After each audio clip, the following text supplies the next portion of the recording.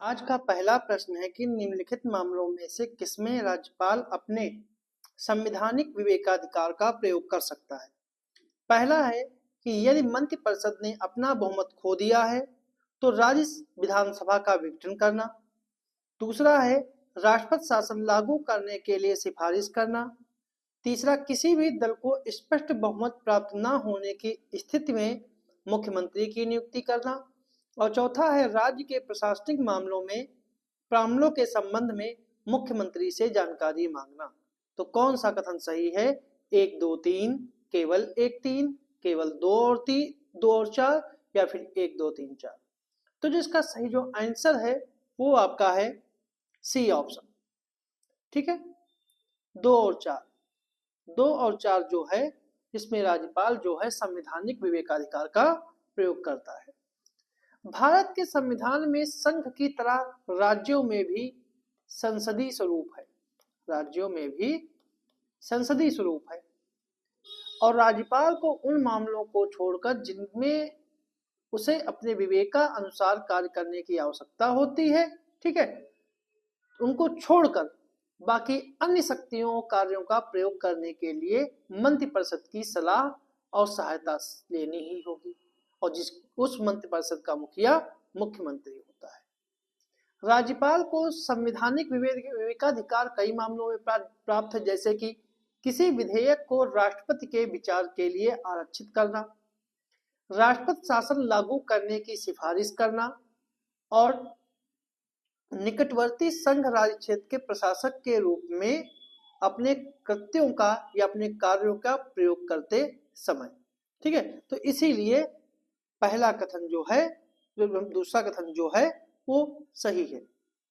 ठीक है, और राज्य के प्रशासनिक एवं विधायी मामलों में मुख्यमंत्री से जानकारी मांगते समय जो है वो उसका संवैधानिक विवेकाधिकार है, इसलिए कथन 4 भी सही है। कुछ अन्य परिस्थितियों में भी राज्यपाल को विवेकाधिकार प्राप्त है, जैसे कि राज्य की विधानसभा में किसी भी दल के पास स्पष्ट बहुमत न होने पर या फिर मुख्यमंत्री के कार्यकाल के दौरान अचानक मृत्यु हो जाने पर और उसका स्पष्ट उत्तराधिकारी न होने की स्थिति में मुख्यमंत्री की नियुक्ति करना। इसलिए तीसरा कथन जो है वो गलत है। और राज्य की विधानसभा में विश्वास मत साबित न होने पर मंत्रिपरिषद को बर्खास्त करना, यानी कि यदि मंत्रिपरिषद ने अपना बहुमत खो दिया है तो राज्य की विधानसभा को विघटित करना भी राज्यपाल, ठीक है, का एक कर्तव्य है, इसलिए पहला कथन जो है वो सही नहीं है। ठीक है, तो ये संवैधानिक विवेक, पहला और चौथा जो है वो संवैधानिक विवेकाधिकार में नहीं आता है, लेकिन राष्ट्रपति के इसके कर्तव्य हैं। ठीक है, तो इसका सही आंसर जो है वो सी ऑप्शन है। अगला प्रश्न है कि हाल ही में सुर्खियों में रहे 2+2 संवाद के संदर्भ में निम्नलिखित कथनों पर विचार करें।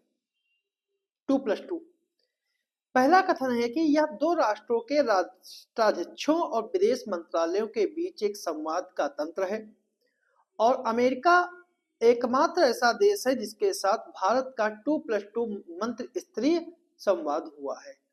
तो इनमें कौन से कथन सही हैं? केवल 1, केवल 2, दोनों, या फिर दोनों नहीं। तो जो इसका सही जो आंसर है वो आपका है डी ऑप्शन। ठीक है, कि इसके दोनों कथन जो हैं गलत है। ऐसा इसलिए गलत है कि अभी हाल ही में भारत और रूस ने 2+2 मंत्री स्तरीय संवाद स्थापित करने की सहमति व्यक्त की है।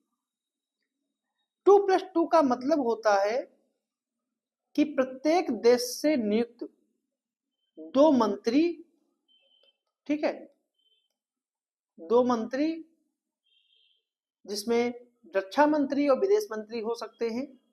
ठीक है, रक्षा मंत्री और विदेश मंत्री जो होते हैं वो बैठक करते हैं।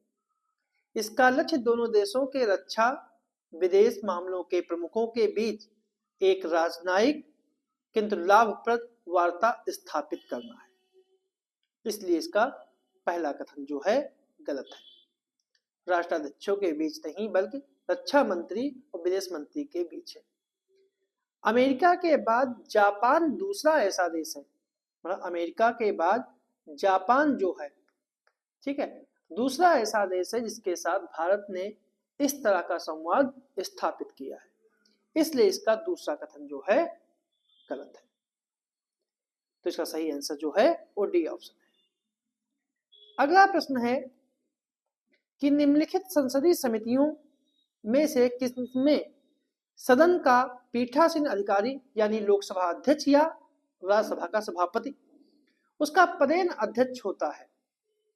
और विकल्प है सामान्य प्रयोजन समिति, दूसरा है नियम समिति, तीसरा है कार्य मंत्रणा समिति और चौथा है आचार समिति।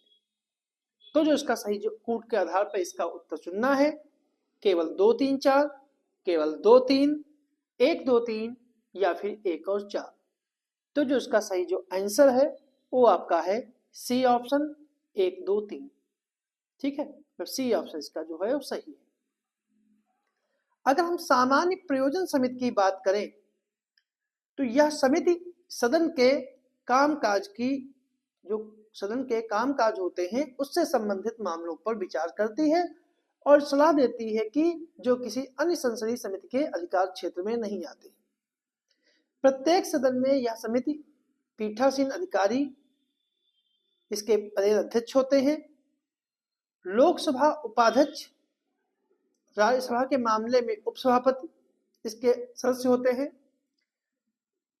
और सदन के सभी विभागीय समितियों के अध्यक्ष इसके सदस्य होते हैं। इन सबसे मिलकर बनता है सामान्य प्रयोजन समिति। अगर हम नियम समिति की बात करें तो नियम समिति में प्रक्रिया और कार्य संचालन से संबंधित मामलों पर विचार करती है और सदन के नियमों में आवश्यक संशोधन या परिवर्तन भी करती है। लोकसभा की नियम समिति में 15 सदस्य होते हैं। इसमें पदेन अध्यक्ष के रूप में लोकसभा अध्यक्ष भी शामिल होता है और राज्यसभा की नियम समिति में लोकसभा की नियम समिति में 15 होते हैं और राज्यसभा की नियम समिति में 16 सदस्य होते हैं और इसका पदेन अध्यक्ष जो है वो उपसभापति होता है। अगर हम कार्य मंत्रणा समिति की बात करें तो यह समिति सदन के कार्यक्रम और समय सारणी को निर्धारित करती है और सरकार द्वारा सदन के समक्ष लाए गए विधायी और अन्य कार्यों की चर्चा के लिए समय निर्धारित करती है। लोकसभा की समिति में इसमें 15 सदस्य होते हैं, ठीक है, और इसमें पदेन अध्यक्ष जो है लोकसभा अध्यक्ष होता है और राज्यसभा की समिति में इसमें जो है वो 16 सदस्य होते हैं और राज्यसभा का सभापति इसका पदेन अध्यक्ष होता है। अगर हम आचार समिति की बात करें तो आचार समिति का गठन जो है वो सबसे पहले 1997 में राज्यसभा में किया गया था और लोकसभा में 2000 में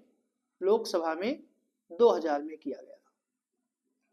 इस समिति के अध्यक्ष की नियुक्ति लोकसभा अध्यक्ष के द्वारा समिति के सदस्यों में से की जाती है और राज्यसभा में सभापति के द्वारा की जाती है। यह समिति जो है संसद सदस्यों की आचार संहिता को लागू करती है और उन कदाचार के मामलों की जांच करती है और समुचित कार्रवाई की सिफारिश करती है जिससे सदन के अनुशासन और मर्यादा बनी रहे, ठीक है। तो सब सही आंसर जो है वो आपका सी ऑप्शन है, इसमें 1 2 3 सही। अगला प्रश्न है निम्नलिखित में से किसके निर्वाचन में राज्य विधानसभा के सदस्य भाग ले सकते हैं? पहला है विधान परिषद के सदस्य, राज्यसभा के सदस्य, भारत का राष्ट्रपति, भारत का उपराष्ट्रपति। सही उत्तर चुनना है 1 और 4, 2 और 3, 1 2 3 या फिर 1 2 3 4। तो जो इसका सही जो आंसर है वो आपका है सी ऑप्शन 1 2 3, पहला, दूसरा और तीसरा। क्योंकि विधानसभा का निर्वाचन जो है विधान परिषद के 1/3 सदस्य जो हैं एक विशेष निर्वाचक मंडल के द्वारा चुने जाते हैं, जिसमें स्थानीय सरकार जैसे नगर पालिका, नगरीय निकाय और जिला बोर्डों के सदस्य शामिल होते हैं। 1/2 सदस्य जो हैं शिक्षकों के द्वारा, शिक्षकों के निर्वाचक मंडलों के द्वारा, 1/12 सदस्य जो हैं वो स्नातकों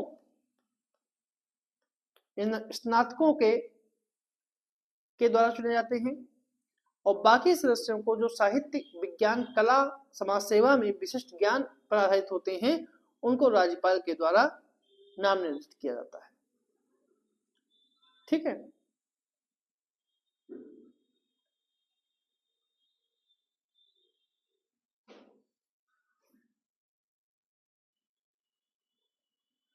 भाग लेते हैं। राज्यसभा के लिए जो निर्वाचन है वो अप्रत्यक्ष होता है, और राज्यों का प्रतिनिधित्व करने वाले सदस्य राज्य की विधानसभाओं के निर्वाचित सदस्यों के द्वारा आनुपातिक प्रतिनिधित्व पद्धति के अनुसार एकल संक्रमणी मत के द्वारा निर्वाचित किए जाते हैं, और संघ राज्यों के प्रतिनिधि ही ऐसी रीति से चुने जाते हैं जो संसद विधि द्वारा निर्धारित करे। राज्यसभा का जो है वो कभी विघटन नहीं होता है, और इसके 1/3 सदस्य प्रत्येक द्वितीय वर्ष के पश्चात सेवानिवृत्त हो जाते हैं। ठीक है। राष्ट्रपति का निर्वाचन जो है वह अनुच्छेद 54 में दिया गया है, जिसमें लोकसभा, राज्यसभा और विधानसभा के निर्वाचित सदस्य भाग लेते हैं। उपराष्ट्रपति का निर्वाचन जो है वो लोकसभा और राज्यसभा के सभी सदस्य मिलकर करते हैं। तो राज्य विधानसभा के जो सदस्य होते हैं वो विधानसभा के सदस्य विधान परिषद के सदस्यों को चुनने में करते हैं, राज्यसभा के सदस्यों को चुनने में करते हैं, और भारत को राष्ट्रपति के चुनने में करते हैं। भारत के उपराष्ट्रपति को चुनने में विधानसभा का कोई योगदान नहीं है, इसलिए इसका सही आंसर जो है 1, 2, 3 है।